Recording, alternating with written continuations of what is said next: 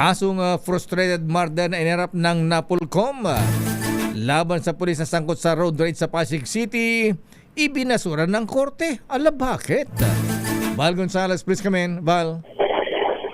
Mayor at Misteria, walang sapat na batayan at ebidensya ang mga kasong frustrated murder at malicious mischief laban sa pulis na si Police Staff Sergeant Erwin Bakiran Lagwa.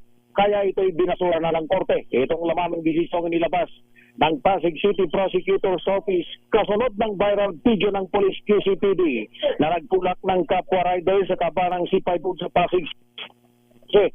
Patatandaang una ng ipinasisibak ni Commissioner Vicente Calinisan ang hepe ng QCPD-CIDO na si Police Lieutenant Colonel Edison Uwanyo at investigador na si Police Corporal Benito Calongay Jr.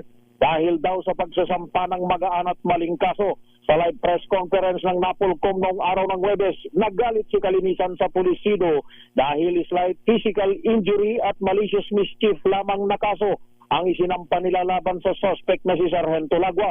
Ayon kay Atty. Rialinton ng umaktong abogado ng pulis, noon pa mang unang kumalat sa social media ang insidente, ay natatawa na lamang siya dahil malabong maging frustrated murder ang nabanggit na kaso. Itoan niyang dahilan kung bakit tumayag siyang ipagtanggol si Corporal Lagwa para hindi na maulit pang aniya ay maling paggagawad ng parusa at pamamahiya sa mga pulis na gumagampan lamang sa kanilang tungkulin.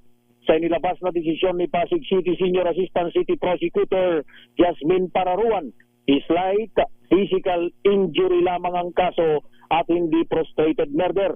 Inatasan na rin ng piskalya ang QCPD na siyang may hawak kay Lagwa na i-release na ito matapos na makapaglagat ng piyansang 3,000 piso.